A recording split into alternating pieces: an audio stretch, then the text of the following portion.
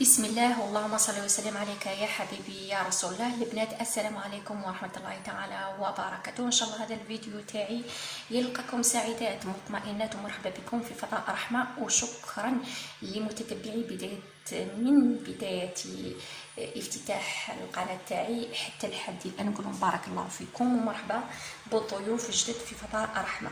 على بركة الله اليوم وصفتنا في مطبخ رحمة هي إلا عندك زوج ولا 3 حبات تاع بيضنجان بقاولك في الفريجيدار يطيشوا أرواحي تشو. نقول لك اش نديرو خبيزات بالزيتون، يعني طاجين خبيزات بالزيتون بيضنجان. اش تندير؟ غسلت بيضنجان وحب، غسلي خيتي المبتدئه. بيضنجان وحب قشريه عادي وقطعيه عادي وديريه فوق. انا دوك راح نقشرو ومن بعد بحول الله نلتقي ان شاء الله. خيتي المبتدئه هاوينا بيضنجان تاعنا كي غسلناه، قلنا دائما نغسلو الحب. علاه يا رحمه تغسلي الحب؟ نغسلو الحب لان بيضنجان غني بالماء، وكي تزيدي زعما تغسليه كي راكي مقطعاتو يزيد يشرب الماء تاعو. على هذا نغسلو الحب بالقشور تاعو ومن بعد نشفو ومن بعد نقشرو ومن بعد نقطعو الى مربعات. كي قطعناه دوك الى مربعات نديه فور خيتي المبتدئه. ومانيش نشوف خيتي المبتدئه تثبيت. اللهم صل وسلم عليك يا حبيبي يا رسول الله. علاه ما تحبوش الرسول؟ نديرو الفور. كاع تعرفوا خياتي المبتدئات تصوروا بيضنجان ولا اي شيء اللي يتفور، نغطي الكسكاس من فوق ونخليه يفور.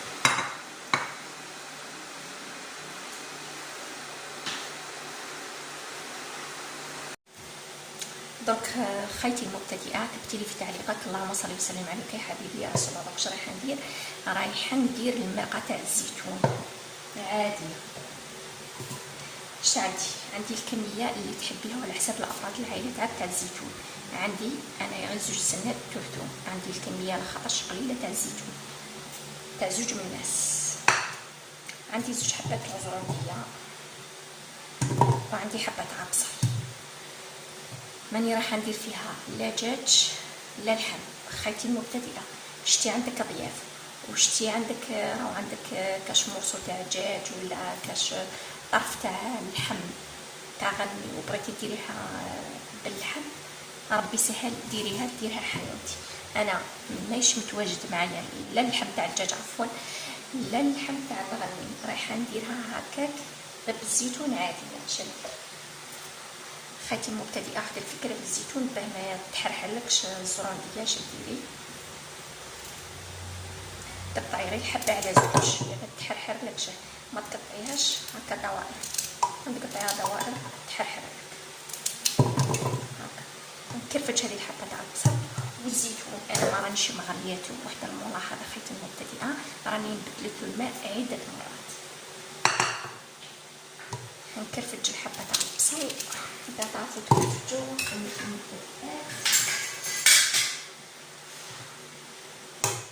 نكرفج الحبه تاع البصل ونكرفج ايضا 2 سنات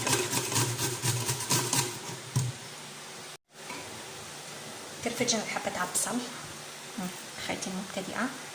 نكرفج ايضا دوك 2 سنات تورتو. تعرفوا الزيتون يحب الثوم.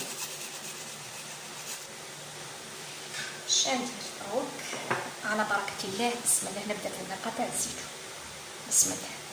2 مغرفات كبار تاع زيت خياتي راهو عزيز، راهو سموه الزيت. وين جا ربي يجيب الخير لهذه البلاد ان شاء الله ان شاء الله. الفريني يقول لك مكاش شادر. ندير شويه تاع راس الحانوت، نص مغرفه صغيره تاع راس الحانوت.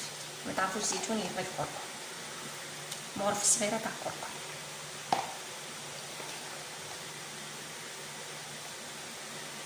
على راس المغرف تاع الفلفل الاسود حروقي. ملاحظه هنايا الملح خيتي المبتدئه. انا الزيتون مانيش مغلياتو، راني نبدلت له غير الماء. اش ندير؟ ندير غير شويه تاع ملح خاطرش الزيتون راه فيه الملح. هنايا لازم تركزي على الملاحظه، شويه تاع الملح. نقليه جيدا، كاع تعرفوا تقلوا. سر البنه وين راه خيتي المبتدئه، وفي التقليه الجيده. اعطيله حقه في التقليه يجيك بنين الطاجين تاعك. على بركه الله نروح نقلي. قلنا خيتي المبتدئه السر تاع البنه في الاطباق تاعنا عفوا هو التقليه الجيده. تعطيله حقه في التقليه. بعد اللي قليت لازم تشوفي داك البصل يعني دباب. يعني دائما نقول لك ونعاود خيتي المبتدئه التقليه التقليه التقليه التقليه يجيك الطبق تاعك بنين. بزاف من الناس ما يقعدوش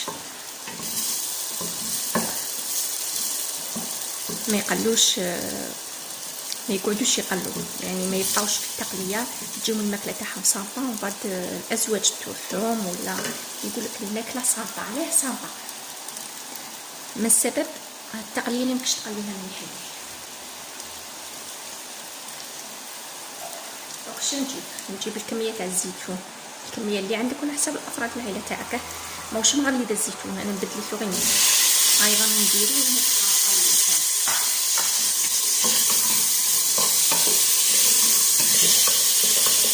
تقلي فيهم جيدا.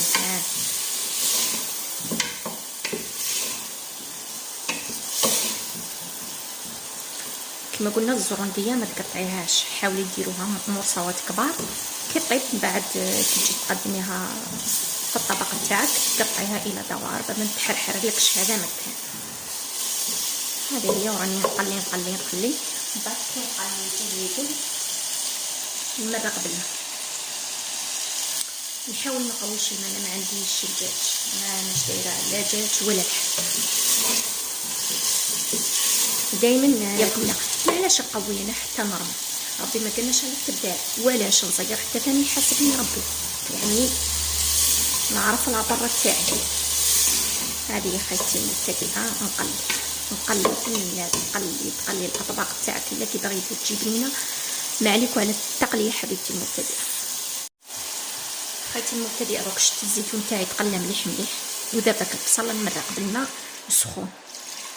كما تعرفوا انا مش دايره لا الدجاج لا اللحم، مش راح نقويها ونبلع على طنجره الضغط ونخليها المرقه طيب. هذه هي خيتي المبتدئه، حاجه سهله واقتصاديه موجوده. حبه الزيتون فقط. نبلع طنجره الضغط ونخليها طيب على نار قليله. هذا هو بيضنجان تاعنا، عفوا كفار فار حتى طاب كامل الطياب. شدرنا ريحي بالفرشيطه ولا بالمغرف ولا بالشيء الموجود في الكوزينه تاعك. شد زيدي له خيتي المبتدئه. كما تعرفي بيضنجان يحب الثوم، يعشق الثوم هو.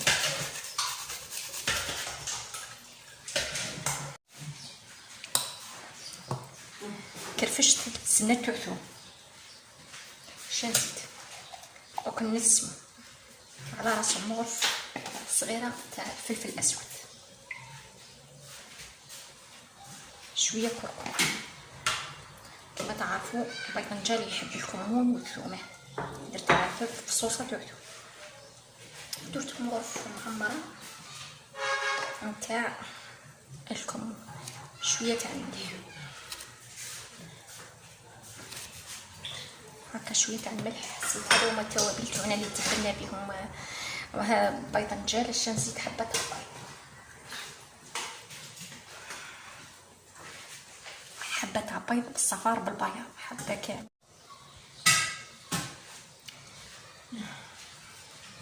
كي ريحينا هذاك بيضنجان اللي فار شزيت له حبه تاع بيض، شويه تاع ملح، 3 سنات توم، شويه فلفل اسود.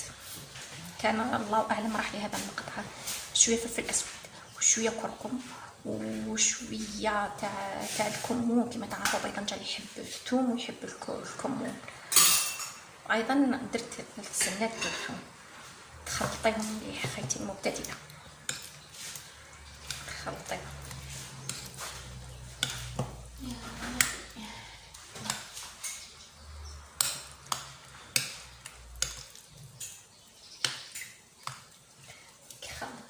سيدي خليتي المبتدئة برك. باقي يجيك قاوي داك بيض النجال وباقي ينشف ثاني معاك. 1 2 3 4 مغرفات تاع الخبز الجاف اليابس.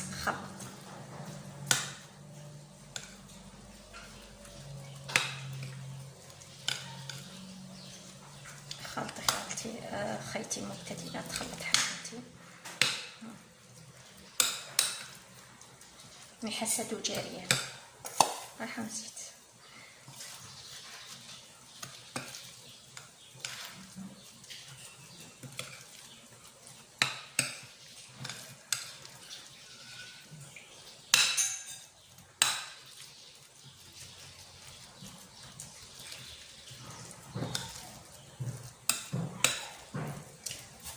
راح نزيد ايضا مغرفة واحدة. درنا 4 5 درنا 6 والله اعلم. وانتي شوفي عينك ميزانك هنا حتى تحصلي على داك بيض النجال. عفوا رحمة اخطأت. بيض النجال تحصلي عليه داك بيض النجال متماسك خيتي اللي تقدري تشكليه.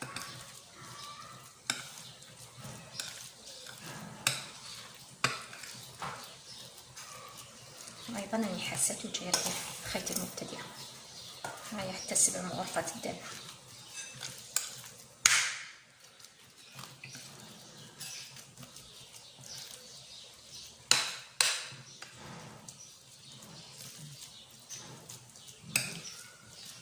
وكش ندير في لي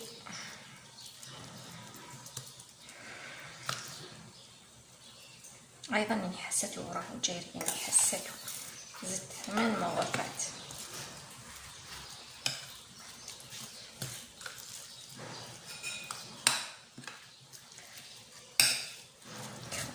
خلطناه خيتي المبتدئه. شندير نغطيه ونخليه في الثلاجه يريح ويجرب. نغطي الطرسي من فوق ونديرو في الثلاجه ونخليه ينشف.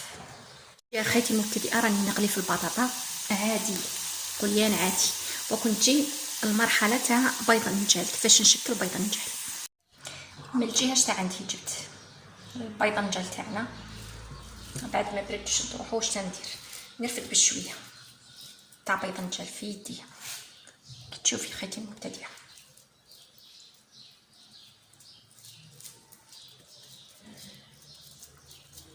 نجيب قطعه الفرماج اللي عندك تاع شاف ولا تاع مثلثات. نعمر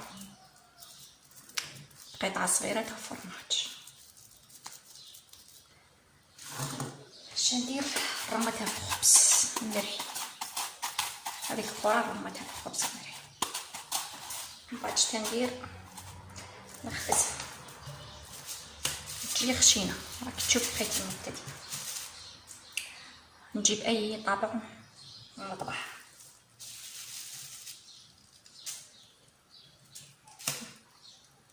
على شكل دمعه. انا في العنوان الساعه قلت خبيزات من بعد درت في رالي قلت نشكلها هكا خير للامانه والمصداقيه. شكلتها على شكل دمعه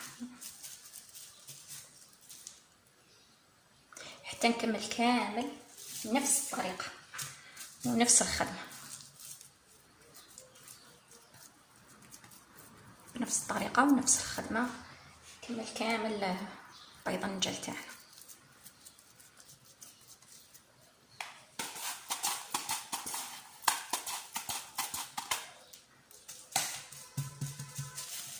نديرها شويه خشينه تبدا تجي مليحه. هذا هو الشكل تاعنا. ورمتها في الخبز. رمتها من 2 جهات في الخبز حتى نكمل كامل بيض النجال اللي عندي. خيتي المبتدئه هنا كشكلناها الشكل اللي حبيتيه. اش ديري بها تعاودي ترمديها مره ثانيه في الخبز باش تجي مقرمشه. تقليها في المقله عادي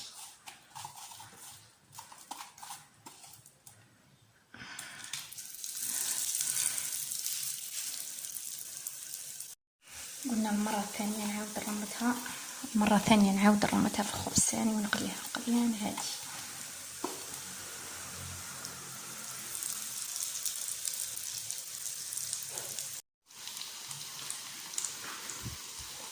وين بيض الدجاج تاعنا، قلينا الدجاج التحتانية دوك نقلبو الدجاج الفوقانية يطيب على زوج جهات.